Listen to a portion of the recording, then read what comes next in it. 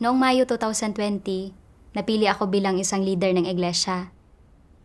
Pagkalipas ng isang buwan, natanggal ang dalawang magkaparehang sister. Nakita ko sa mga pagsusuring isinulat ng mga kapatid na hindi lumutas ng mga problema ang dalawang sister na ito at nanita sila ng mga tao. Kaya nakaramdam ang mga taong iyon na napipigilan sila. Sinabi nilang ginagawa ng dalawa ang mga tungkulin ng mga ito na para bang mga opisyal ang mga ito, at nadama ko ang pag-ayaw ng mga kapatid sa mga ito. Naisip ko, hindi ba't masyado namang malupit na ilantad at pungusan ng iba at masaktan ang mga damdamin nila? Talagang hindi mapagmahal iyon. Hindi ako pwedeng maging tulad nila. Pinupungusan at pinagagalitan ang mga tao sa bawat pagkakataon.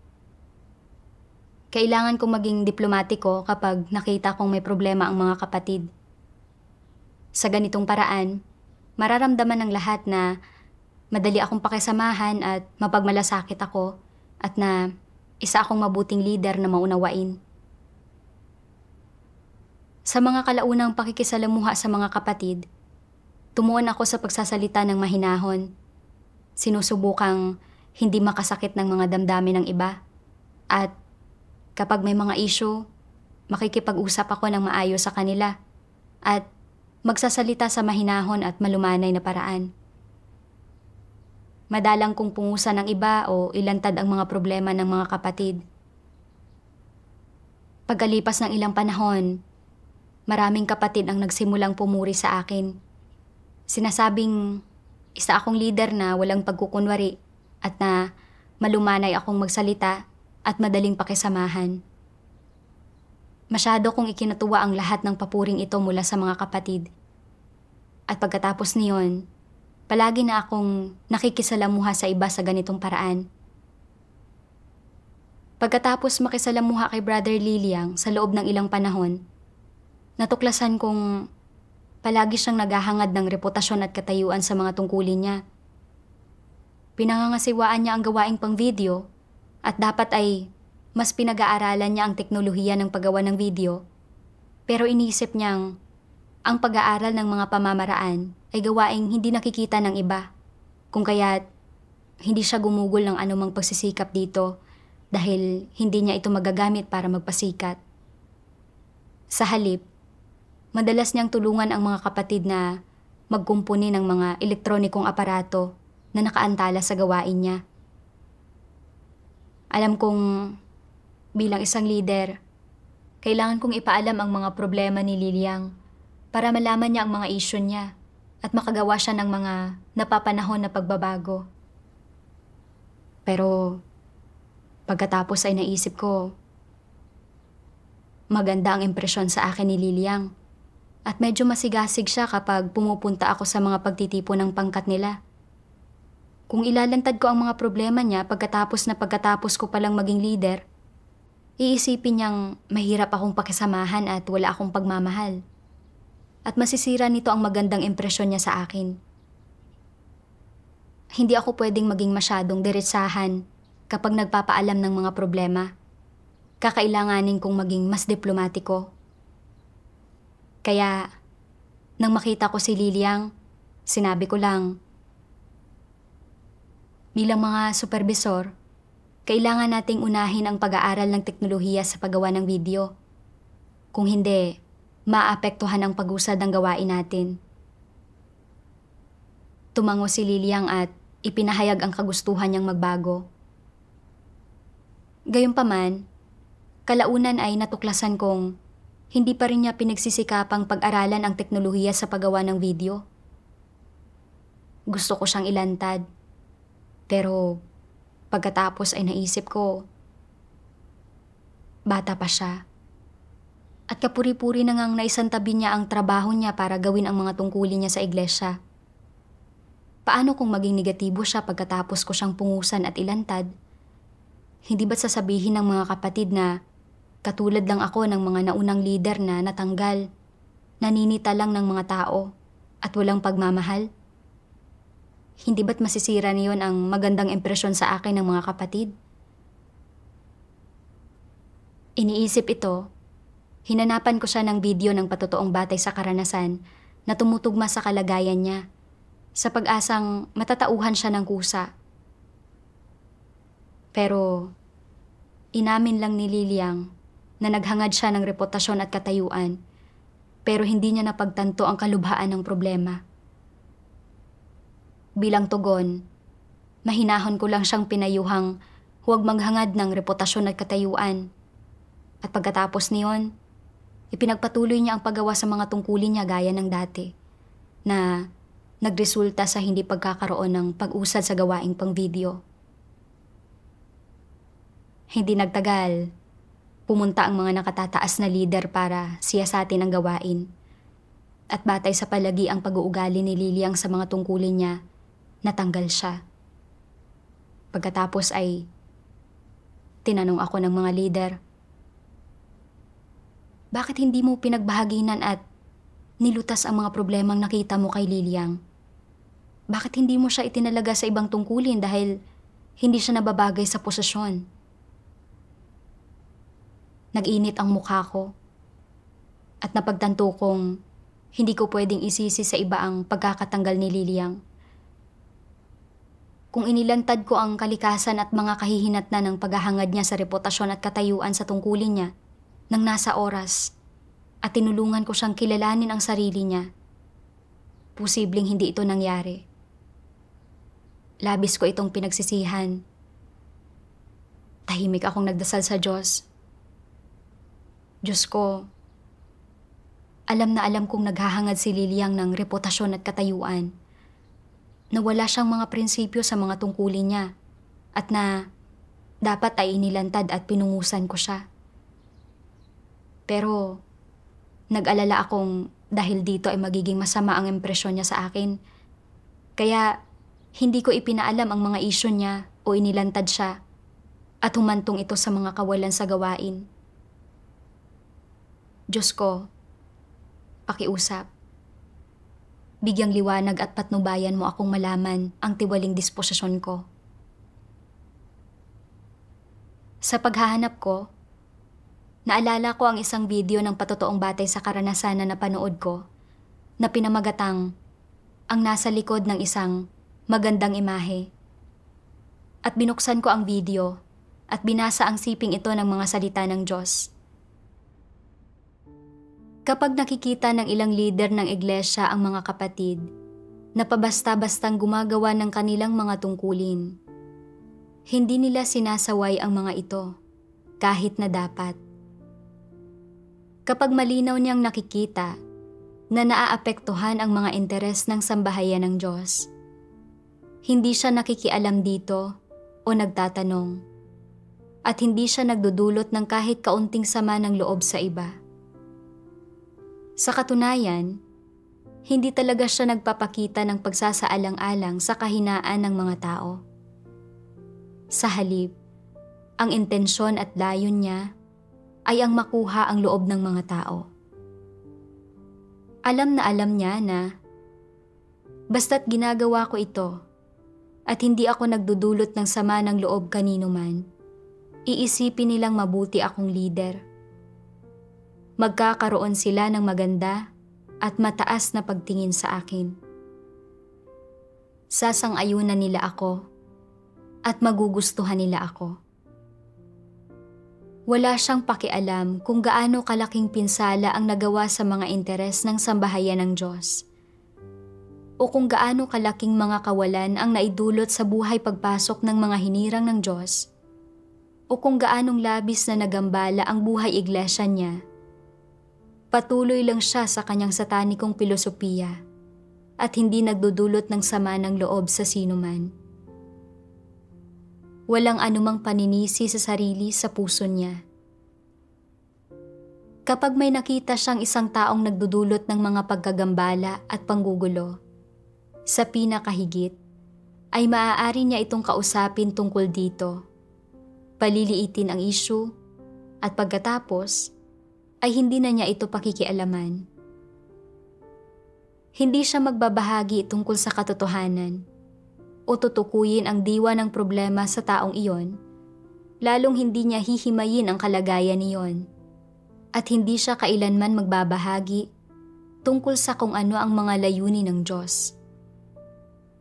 Hindi kailanman inilalantad o hinihimay ng mga huwad na lider ang mga pagkakamaling kadalasang ginagawa ng mga tao o ang mga tiwaling disposisyong madalas ibinubunyag ng mga ito. Wala siyang nilulutas na anumang totoong mga problema, kundi sa halip ay palaging kinukonsinti ang mga maling gawi at pagpapakita ng katiwalian ng mga tao. At gaano man kanegatibo o kahina ng mga tao, hindi niya ito sineseryoso.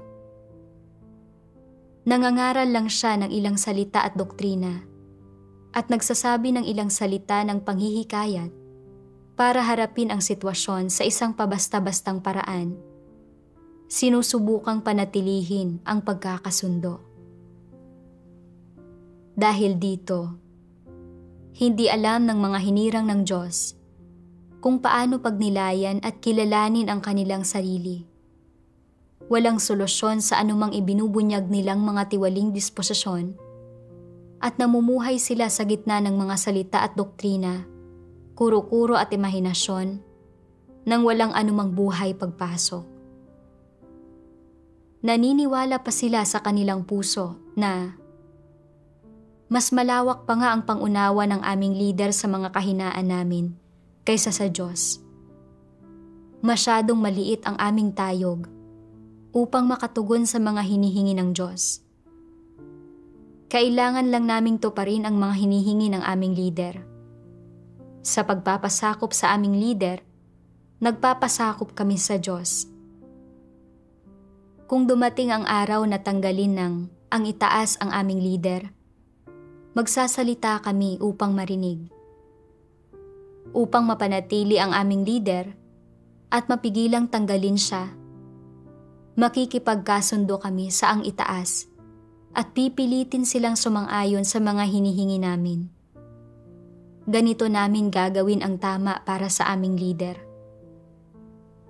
Kapag ang mga tao ay may ganoong mga saloobin sa kanilang puso, kapag nakapagtatag na sila ng ganoong relasyon sa lider nila at nagkaroon na ng ganitong uri ng pagdepende, pagkainggit, at pagsamba sa puso nila para sa kanilang lider, magkakaroon sila ng higit pang pananalig sa lider na ito at palagi nilang gustong makinig sa mga salita ng lider sa halip na hanapin ang katotohanan sa mga salita ng Diyos. Ang gayong lider ay halos pumalit na sa puwang ng Diyos sa puso ng mga tao. Kung ang isang lider ay handang mapanatili ang ganoong relasyon sa mga taong hinirang ng Diyos, kung nakakaramdam siya ng kasiyahan dito sa puso niya, at naniniwala siyang dapat lang siyang tratuhin ng ganito ng mga taong hinirang ng Diyos, kung gayon, ay walang pinagkaiba ang lider na ito kay Pablo. Nakatapak na siya sa landas ng isang antikristo at nailihis na ng antikristong ito ang mga hinirang ng Diyos at talagang wala silang pagkakilala. Pagkatapos basahin ang mga salitang ito ng Diyos, pinagnilayan ko ang sarili ko. Alam na alam kong ang mga kapatid na nauudyukan ng mga tiwaling disposisyon nila ay humahadlang sa gawain ng iglesia sa mga tungkulin nila. Pero hindi ko sila inilantad, ni pinungusan. At sa halip ay nagsabi lang ako ng ilang magandang salita para hikayatin sila. Ginawa ko ito para ang maging tingin sa akin ng mga tao ay isa akong mapagmalasakit at maunawaing lider. Isa itong pagpapamalas ng pagsubok na makuha ang loob ng mga tao, gaya ng inilantad ng Diyos.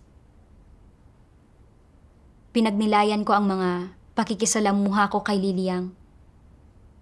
Matagal ko nang napansing naghahangad siya ng reputasyon at katayuan, na lumilihis siya sa mga tungkulin niya bilang isang supervisor at na napapabagal nito ang pangkalahatang pag-usad ng gawain. Alam ko rin kailangan niya ng nasa oras na patnubay at pagwawasto.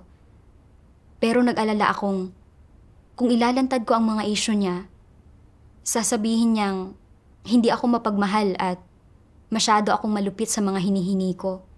Kaya mahinahon lang akong nagsalita. Pinaalalahanan at hinikayat ko lang siyang huwag hangarin ang reputasyon at katayuan. Bagkus ay tumuon sa pangunahing tungkulin niya. Ang kinahantungan, hindi natukoy ni Liliang ang mga problema niya. Pero kahit noon, hindi ko pa rin inilantad o hinimay ang mga isyu niya. Sa halip, sumubok ako ng pailalim na pamamaraan na padalan siya ng video ng patotoong batay sa karanasan para kusa siyang matauhan. Nakita ko ang mga problema ng mga kapatid ko, pero hindi kailanman inilantad ang mga iyon para lang ang maging tingin sa akin ng lahat ay isa akong mapagmalasakit, madaling pakisamahan, at mabuting leader na maunawain sa iba. Ginawa ko ito para makuha ang loob ng mga tao. Talagang tinatahak ko ang landas ng isang antikristo. Bilang isang leader, dapat ang tungkulin ko ay pagbahaginan ang katotohanan at lutasin ang mga problema ng mga kapatid ko at ingatan ang gawain ng iglesia. Pero pinanood ko si Liliang na mabuhay sa isang tiwaling disposisyon at antalain ang gawain. At hindi ko siya binahaginan, ginabayan, inilantad, ni pinungusan. Talagang hindi ko tinupad ang mga responsibilidad ko. Sa anong paraan ako nagkaroon ng anumang pagkatao? Para mapanatili ang imahe ko bilang isang mabuting leader sa paningin ng iba. Binaliwala ko ang mga interes ng iglesia. Tunay na makasarili at kasuklam-suklam ako. Nang mapagtanto ko ito, matindi akong nagsisi at nakonsensya. Nang makita ko ulit si Liliang, nagtapat ako sa kanya at inilantad at hinimay ko ang mga problema niya. Sinabi niya, "Madalang kitang makitang nagpapaalam ng mga problema sa amin. Palagi kang mahinahon magsalita. At hindi ito kapakipakinabang para sa amin o sa gawain ng iglesia. Mabuti na binanggit mo ito ngayon. Nalaman ko ang kalikasan at mga kahihinatnan ng paghahangad sa reputasyon at katayuan." Nang marinig ko ito ay talagang nahiya ako. Hindi sumama ang impresyon sa akin ni Liliang dahil sa pagpapaalam ko sa mga isyu niya. Sa kabaligtaran, natanggap niya ang paggabay na ito at napagnilayan ang sarili niya. Napagtanto kong ang pagkabigong ilantad at gabayan ang mga tao kapag nakakakita ako ng mga problema ay tunay na mapanganib sa mga tao. Hindi nagtagal, natuklasan kong ang supervisor ng gawain ng pagdidilig na si Xue Mei ay walang pagpapahalaga sa pasanin sa mga tungkulin niya at nagpapakasasa sa mga ginhawa ng laman. Ipinapasa niya sa mga tagadilig ang gawaing ipinasa sa katuparan sa kanya nang hindi kinukumusta o pinangangasiwaan ang mga partikular na detalye. Ni hindi niya alam kung kumusta na ang mga pagtitipon ng mga baguhan. Naisip ko, para gawin ang gawain ng pagdidilig, kahit papaano ay dapat na may pagpapahalaga sa pasanin at responsibilidad ang isang tao. Ang paraan ng paggawa niya sa mga tungkulin niya ay makakaantala sa gawain ng iglesia at makahahadlang sa pag-unlad ng buhay ng mga baguhan. Kaya, kailangan ko siyang bigyan ng pagbabahaginan tungkol sa kalikasan at mga kahihinatnan ng pagpapakasasa niya sa ginhawa para tulungan siyang baguhin ang saloobin niya sa mga tungkulin niya. Pero, pagkatapos ay naisip ko, ako ang nakipagbahaginan at naglantad sa kanya noong matanggal siya bilang leader ng pangkat. Mula noong pagkakatanggal niya, pakiramdam ko ay napakalayo na niya sa akin. Kung ilalantad ko na naman ang mga isyu niya, iisipin ba niyang palagi ko siyang inilalantad at pinupungusan at na hindi ako mapagmahal? Kung mangyayari iyon, magiging mas masahol pa ang impresyon niya sa akin. Hayaan na nga. Mas mabuti nang huwag gawing mas nakakailang ang mga bagay-bagay sa pagitan namin. Nang makita ko ulit si Xuemei, malumanay ko lang na sinabi sa kanya. Hindi masyadong maganda ang mga resulta ng gawain ng pagdidilig nitong huli. Kailangan nating baguhin agad ang saloobin natin sa mga tungkulin natin at umako ng mas maraming responsibilidad. Pagkarinig dito, tumungo si Xuemei at sinabi niya, hindi ako nagkaroon ng pagpapahalaga sa pasanin sa mga tungkulin ko. Kailangan ko yung baguhin agad-agad. Nakita ko ang pagkailang niya at naisip kong hayaan siyang hindi magmadali sa pagninilay tungkol dito. Kalaunan, patuloy na ipinagpapaliban ni Xuemei ang paggawa sa mga tungkulin niya nang walang anumang pagpapahalaga sa pasanin. Humantong ito sa pagdami ng mga baguhang hindi regular na nagtitipon, na lubhang umaantala sa gawain ng pagdidilig. Siniyasat ng nakatataas na pamunuan ang palagi ang pag-uugali ko at natuklasang pinrotektahan ko lang ang imahe at katayuan ko sa mga tungkulin ko at na kahit nang makita ko ang mga problema ng mga kapatid ko ay hindi ko sila inilantad o pinungusan. Nakita nilang talagang hindi ko iniingatan ang mga interes ng sambahayan ng Diyos, na hindi ko nilulutas sa oras ang kawalan ng pag-usad sa iba't ibang item ng gawain ng iglesia, at na hindi ako gumagawa ng anumang aktwal na gawain. Ang resulta, natanggal ako batay sa mga prinsipyo. Pagkatapos matanggal, labis akong nagsisi at nakonsensya. Ang pagdanas ng mga kawalan ng iba't ibang item ng gawain ng iglesia ay dahil lahat sa paghahangad ko sa reputasyon at katayuan at sa hindi ko pag-iingat sa mga interes ng iglesia. Naisip ko ang palagi ang pag-uugali ni Xuemei at kung paanong hindi na siya nababagay na maging isang supervisor at kinakailangan na niyang matanggal agad-agad. Kaya tinalakay ko ito sa mga leader at tinanggal ko siya. Kalaunan, may nakilala akong 2 brother sa bahay na tinutuluyan. Sa harap ko ay sinabi sa akin ng isang brother na isa akong taong may talento na pwedeng linangin. Sinasabing, kaya kong magtiis ng pagdurusa at magbayad ng halaga sa mga tungkulin ko at na bata lang kasi ako, kaya madaling maunawaan na hindi naging maayos ang trabaho ko kung isa sa alang-alang ang mabigat na trabaho sa iglesia. Sumang-ayon din ng isa pang brother.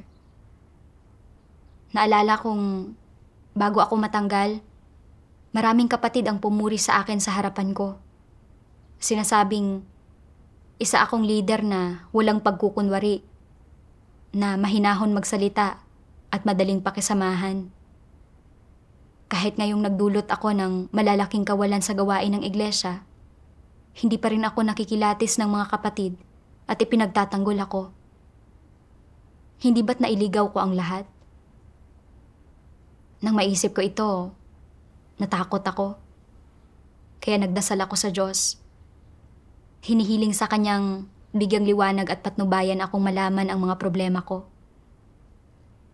Kalaunan, nakabasa ako ng isang sipi ng mga salita ng Diyos.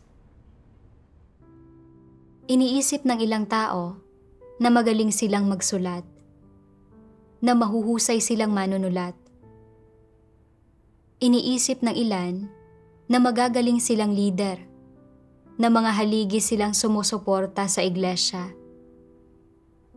Iniisip ng iba na mabubuti silang tao.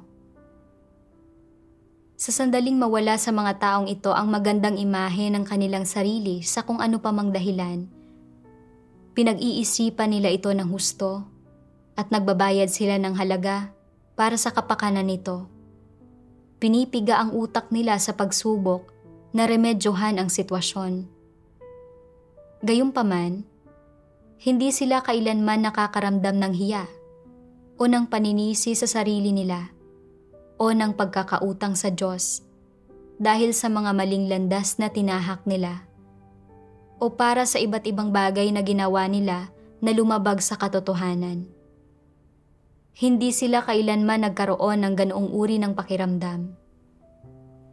Ginagamit nila ang lahat ng uri ng taktika para ilihis ang mga tao at kunin ang loob nila. Pagawa ba ito ng tungkulin ng isang nilikha? Talagang hindi. Iyon ba ang gawaing dapat ginagawa ng mga lider ng iglesia? Talagang hindi. Ipinagmamalaki ng mga taong ito ang paggawa ng tungkulin ng isang lider, pero hindi nila ginagawa ang dapat gawin ng isang lider.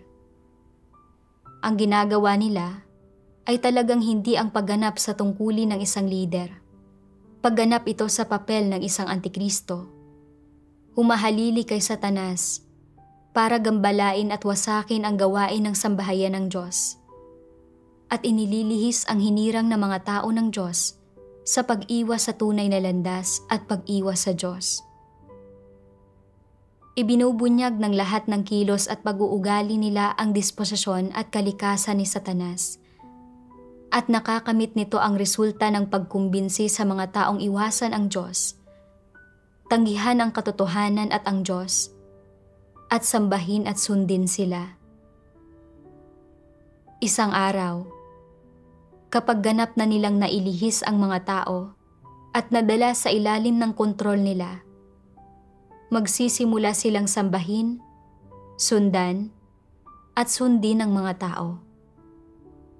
Sa gayon ay nakamit na nila ang layo nila sa panlilinlang sa puso ng mga tao. Mga lider sila ng iglesia, pero hindi nila ginagawa ang gawaing ipinagkatiwala sa kanila ng Diyos.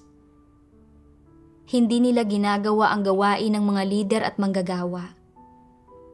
Sa halip, iniimpluwensyahan nila ang hinirang ng mga tao ng Diyos.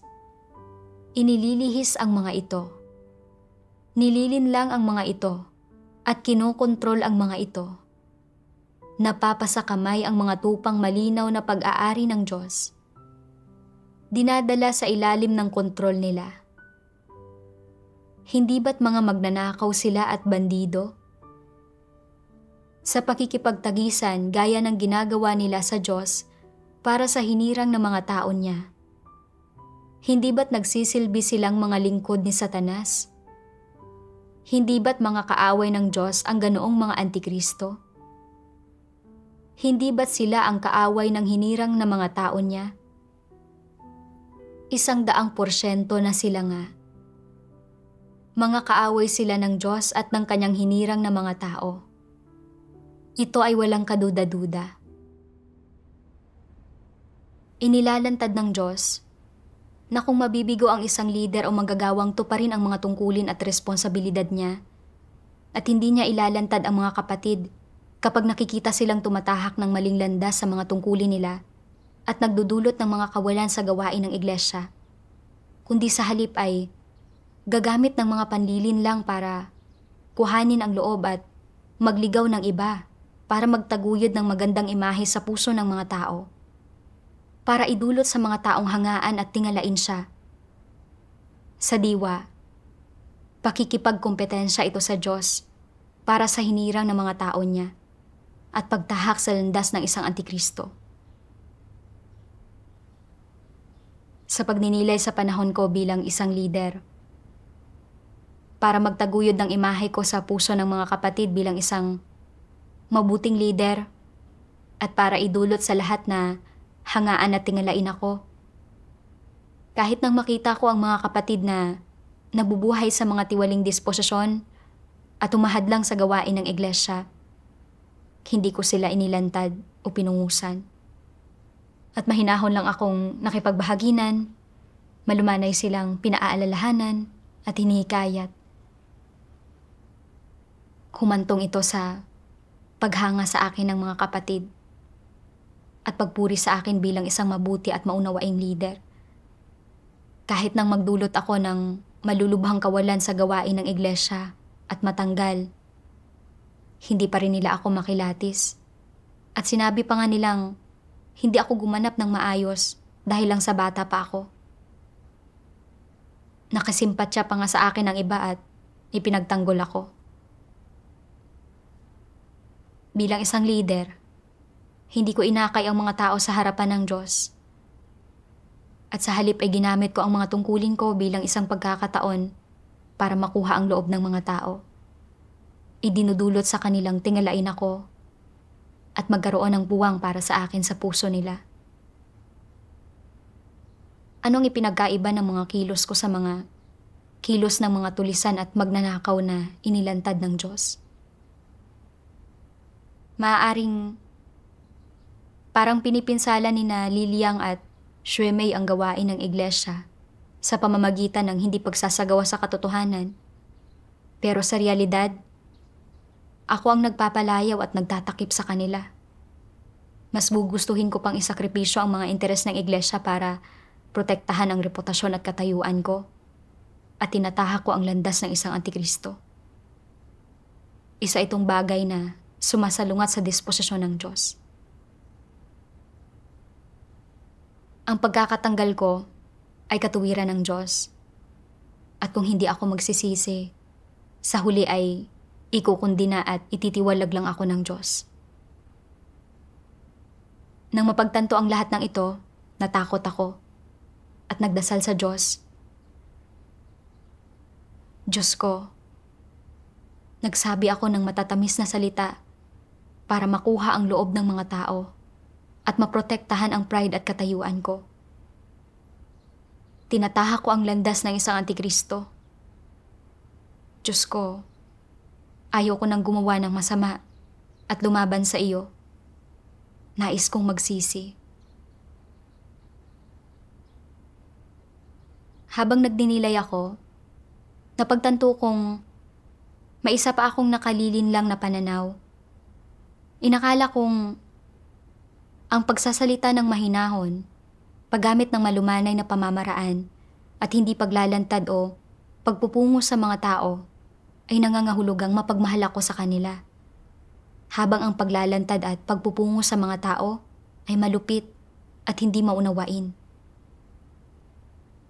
Sa paghahanap at pag-iisip-isip ko, nakabasa ako ng 2 sipi ng mga salita ng Diyos. Kahit papaano, ang hinirang ng mga tao ng Diyos ay dapat magtaglay ng konsensya at katwiran at makisalamuha, makihalubilo at makipagtulungan sa iba ayon sa mga prinsipyo at pamantayang hinihingi ng Diyos sa mga tao. Ito ang pinakamainam na pamamaraan. Nakapagpapalugod ito sa Diyos. Kaya, ano ang mga katotohanang prinsipyo na hinihingi ng Diyos? Na maging maunawain ang mga tao sa iba kapag ang iba ay mahina at negatibo. Maging mapagsaalang-alang sa pasakit at mga paghihirap. At pagkatapos ay mag-usisa sa mga bagay na ito, mag-alok ng tulong at suporta, at basahan sila ng mga salita ng Diyos para tulungan silang malutas ang kanilang mga problema. Binibigyang daan silang makaunawa sa mga layunin ng Diyos at huminto sa pagiging mahina at dinadala sila sa harap ng Diyos. Hindi ba't naaayon sa mga prinsipyo ang ganitong paraan ng pagsasagawa? Ang pagsasagawa sa ganitong paraan ay naaayon sa mga katotohanang prinsipyo. Natural na ang ganitong mga uri ng ugnayan ay mas lalo pang naaayon sa mga katotohanang prinsipyo.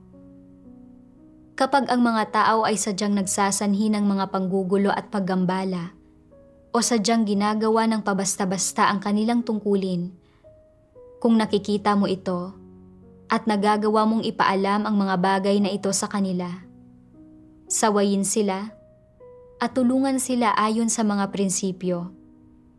Naaayon ito sa mga katotohanang prinsipyo. Sa positibong panig, paano ipinapahayag ang nakapagpapabuti na pananalita? Ito ay pangunahing nagpapalakas loob, nagbibigay direksyon, gumagabay, nanghihikayat, umuunawa, at nagpapanatag. Isa pa, sa ilang natatanging pagkakataon, kinakailangan na direktang ibunyag ang mga kamalian ng ibang tao at pungusan sila upang magtamo sila ng kaalaman sa katotohanan at kagustuhang magsisi. Saka lang makakamtan ang nararapat na epekto. Ang ganitong paraan ng pagsasagawa ay tunay na kapakipakinabang sa mga tao. Tunay na tulong ito sa kanila at nakapagpapabuti ito para sa kanila, hindi ba? Pagkatapos basahin ang mga salita ng Diyos, naunawaan kong hindi pagiging malupit ang pagpupungo sa mga tao at sa halip ay kapakipakinabang ito para sa buhay pagpasok nila at para magawa nila ng maayos ang mga tungkulin at makakatulong ito sa mga taong kumilos ayon sa mga prinsipyo. Naunawaan ko ring dapat tayong magkaroon ng mga prinsipyo sa pakikitungo sa mga kapatid. Kung panandali ang negatibo at mahina ang ibang tao, dapat tayong makipagbahaginan at tumulong sa kanya ng may pagmamahal ayon sa tayog niya. Binibigyang daan siyang hindi manatili sa mga paghihirap at binibigyan siya ng landas ng pagsasagawa at pagpasok. Pero, para sa mga taong may malulubhang tiwaling disposisyon na sa kabila ng maraming beses na pagbabahaginan ay patuloy na nanggagambala at nanggugulo sa gawain ng iglesia nang walang anumang pagbabago, dapat natin silang ilantad at pungusan ayon sa mga salita ng Diyos para malaman nila ang mga isyu nila at ang kalikasan at mga kahihinatnan ng paggawa nila sa mga tungkulin nila batay sa isang tiwaling disposisyon. Ito ang kahulugan ng tunay na pagtulong sa mga tao. Naunawaan ko ring ang pagiging malupit sa mga tao ay pangunahing tumutukoy sa hindi pagtrato sa kanila ng patas. Sa sandaling matuklasan ng isang tao ang bahagyang paglihis o pagkakamali ng hindi sinisiyasat ang konteksto o isinasaalang-alang ang mga kalagayan at paghihirap ng mga kapatid at nang hindi isinasaalang-alang ang tayog nila, walang pakundangan siyang magagalit at maninita ng mga tao. Gayunpaman, ang paglalantad at pagpupungo sa mga tao ay nangangahulugang kapag natutuklasang lumalabag ang mga kapatid sa mga prinsipyo o nanggugulo sa gawain ng iglesia sa pamamagitan ng pagkilos batay sa mga tiwaling disposisyon, nakakahugot ang isang tao sa mga salita ng Diyos para gabayan, pungusan, bahaginan at tulungan sila para malaman ng mga kapatid ang mga problema nila at maitama nila ang mga kalagayan nila sa oras at magawa ng maayos ang mga tungkulin nila. Kapakipakinabang ito para sa buhay pagpasok ng mga kapatid, pati na sa gawain ng iglesia, at hindi ito pagiging malupit sa mga tao. Katulad lang kung paano ko pinakitunguhan sina Liliang at Shuimei, inakala kong magiging masyadong malupit at hindi mapagmahal ang pagpupungos at paglalantad sa kanila at na dapat ko lang silang hikayatin ng mahinahon. Ang resulta, hindi sila nagkamit ng anumang pagkaunawa sa mga tiwaling disposisyon nila at nagdulot ito ng mga kawalan sa gawain ng iglesia. Napagtanto kong hindi sila natulungan ng ganoong mga kilos, bagkus ay napinsala sila. Hindi ito tunay na pagmamahal. Tunay na katawa-tawa at hindi umaayon sa katotohanan ang mga pananaw ko. Kalaunan, nakabasa ako ng mas maraming salita ng Diyos. Kung gumagawa ka lamang ng mga bagay para makita ng iba at lagi mong nais na makuha ang papuri at paghanga ng iba at hindi mo tinatanggap ang pagsisiyasat ng Diyos, nasa puso mo pa ba ang Diyos? Ang gayong mga tao ay walang may takot sa Diyos na puso. Huwag kang laging gumawa ng mga bagay para sa sarili mong kapakanan at huwag mong palagi ang isaalang-alang ang iyong mga sariling interes. Huwag mong isaalang-alang ang mga interes ng tao at huwag isipin ang iyong sariling pride, reputasyon at katayuan. Kailangan mo munang isaalang-alang ang mga interes ng sambahayan ng Diyos at unahin ang mga iyon. Dapat mong isaalang-alang ang mga layunin ng Diyos at magsimula sa pagbubulay-bulay kung mayroon ba o walang karumihan sa paggampan mo sa iyong tungkulin, kung ikaw ba ay naging tapat, kung natupad mo ang iyong mga responsibilidad, at kung naibigay mo ang lahat mo. Gayun din, kung buong puso mo bang iniisip o hindi ang iyong tungkulin at ang gawain ng iglesia. Kailangan mong isaalang-alang ang mga bagay na ito.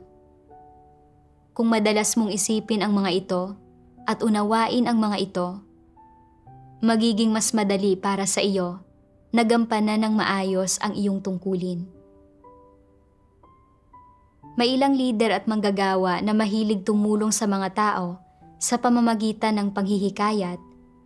May ilan na sa pamamagitan ng motibasyon, at may iba na sa pamamagitan ng paglalantad, pag-aakusa, at pagpupungos. Anumang pamamaraan ang ginagamit nila, kung tunay ka nitong maaakay na pumasok sa katotohanang realidad, lutasin ang tunay mong mga paghihirap, ipinauunawa sa iyo kung ano ang mga layunin ng Diyos, at sa gayon ay binibigyang kakayahan kang makilala ang sarili mo at makahanap ng landas ng pagsasagawa. Kapag nahaharap ka sa mga parehong sitwasyon sa hinaharap, magkakaroon ka ng landas na susundan. Sa makatwid, ang pinakapangunahing pamantayan sa pagsukat kung ang isang lider o manggagawa ay pasok sa pamantayan ay kung kaya niyang gamitin ang katotohanan para lutasin ang mga problema at paghihirap ng mga tao. Binibigyang kakayahan ang mga ito na maunawaan ang katotohanan at magkamit ng landas ng pagsasagawa. Pagkatapos basahin ang mga salita ng Diyos, nakahanap ako ng landas ng pagsasagawa. Kailangan kong unahin ang mga interes ng iglesia sa mga tungkulin ko at hindi isaalang-alang ang personal na katayuan o imahe ko. Kailangan kong maakay ang mga kapatid na hanapin ang katotohanan at pagnilayan at malaman ang mga pagkukulang nila kapag nahaharap sa mga isyu para magawa nila ang mga tungkulin nila ayon sa mga prinsipyo. Kapag natuklasan ko ang isang tao na nanggagambala at nagugulo sa gawain ng iglesia, dapat akong makipagbahaginan sa kanya ng katotohanan ng nasa oras para malutas ang problema. At dapat kong pungusan at ilantad ang mga tao kapag kinakailangan para masigurong uusad ng maayos ang gawain. Ito lang ang pagtupad sa mga responsibilidad ko bilang isang leader. Naisip ko kung paanong para iligtas tayo ng Diyos, hindi lang siya nagsasabi ng mga salitang nagpapagaan at nagpapalakas ng loob, kundi nagsasalita rin siya ayon sa mga pangangailangan ng tiwali nating pagkatao. Nagpapahayag ng katotohanan para hatulan at ilantad ang paghihimagsik natin, para malaman natin ang tiwaling kalikasan natin at magtapat at magsisi tayo sa Diyos. Mga paalala at panghihikayat man ang mga salita ng Diyos o matitinding paglalantad at paghatol, ang pinakalayunin ay ang dalisayin at baguhin tayo para makapagtamo tayo ng kaligtasan. Sa pagpapatuloy, kailangan kong isagawa ang katotohanan. Hindi na isaalang-alang ang imahe ko at unahin ang gawain ng iglesia at ang buhay pagpasok ng mga kapatid ko. Hindi nagtagal, napili ulit ako bilang isang leader. Minsan, nasa isang pagtitipon ako kasama ang ilang leader ng pangkat at napansin kong ang isang leader ng pangkat ay mabagal magpatupad ng gawain. Nang tanungin ko ang dahilan niya, isinisi niya ito sa iba. Nakita ko ang mapagwalang bahalang saloobin ng leader ng pangkat na ito sa mga tungkulin niya at na kahit na naantala ang gawain niya, hindi pa rin niya alam ang problema niya. Alam kong kailangan kong ilantad ang kanyang mga isyu para malaman niya ang kanyang tiwaling disposisyon at mabago niya ang kanyang saloobin sa kanyang mga tungkulin. Pero pagkatapos ay naisip ko kung paanong kapipili lang sa akin bilang leader at naisip ko, anong iisipin niya sa akin kung ilalantad ko ang mga problema niya pagkatapos kong maging leader? Dati, pareho kaming leader ng pangkat. At noong magkasama namin ginagawa ang mga tungkulin namin, medyo maganda ang impresyon niya sa akin. Pinakamainam siguro kung mabilis ko lang babanggitin ang isyu niya. Pero, pagkatapos ay naisip ko ang dating pagkabigo ko bilang isang leader. Na dahil sa palaging pagsisikap ko na protektahan ang imahe ko at sa hindi ko paglalantad at pagpupungo sa mga tao at kung paano nito napinsala ang gawain ng iglesia. Bakit gusto ko pa rin protektahan ang sarili ko at hindi isagawa ang katotohanan kapag nahaharap sa mga isyu? Naalala ko ang ilan sa mga salita ng Diyos. Huwag kang laging gumawa ng mga bagay para sa sarili mong kapakanan at huwag mong palagi ang isaalang-alang ang iyong mga sariling interes. Huwag mong isaalang-alang ang mga interes ng tao at huwag isipin ang iyong sariling pride, reputasyon at katayuan. Kailangan mo munang isaalang-alang ang mga interes ng sambahayan ng Diyos at unahin ang mga iyon. Dapat mong isaalang-alang ang mga layunin ng Diyos. Amen. Iniisip ito, humugot ako sa mga salita ng Diyos at inilantad at hinimay ko ang kalikasan at mga kahihinatnan ng pabayang pamamaraan ng lider ng pangkat na ito sa mga tungkulin niya. Pagkatapos ng pagbabahaginan ko, inamin ng lider ng pangkat na naging pabaya nga siya sa mga tungkulin niya at na hindi ito dahil hindi niya kayang gawin ang mga iyon, kundi dahil hindi lang niya ito isinasapuso at iniraraos lang niya ang gawain. Sinabi niya ring mula sa oras na iyon, handa siyang baguhin ang mga bagay-bagay at gawin ng maayos ang mga tungkulin niya. Nang makita kong naggamit ang lider ng pangkat ng kaunting pagkakilala sa sarili niya, napagtanto ko kung gaano kabuting magsagawa ayon sa mga salita ng Diyos. Kalaunan, nang matagpuan ko ang sarili kong nagnanais na protektahan ang imahe ko habang ginagawa ang mga tungkulin ko, sadya akong nagdasal sa Diyos para maghimagsik laban sa laman ko at humugot ako sa mga salita ng Diyos para magbigay ng nasa oras na gabay at tulong. Ginagabayan ang mga kapatid na pagnilayan at kilalanin ang sarili nila. Pagkatapos magsagawa ng ganito sa loob ng ilang panahon, nakita kong bukod sa hindi naging negatibo ang tingin sa akin ng mga kapatid dahil sa pagpapaalam at paglalantad ko sa mga isyu, sa halip ay napagnilayan at nakilala pa nila ang sarili nila at bumuti rin ang mga saloobin nila sa mga tungkulin nila. Pakiramdam ko rin ay nakausad pa ako ng kaunti kaysa sa dati. Ang pagtatamo ko ng mga realisasyon at pagbabagong ito ay lubos na dahil sa patnubay ng mga salita ng Diyos. Salamat sa Diyos.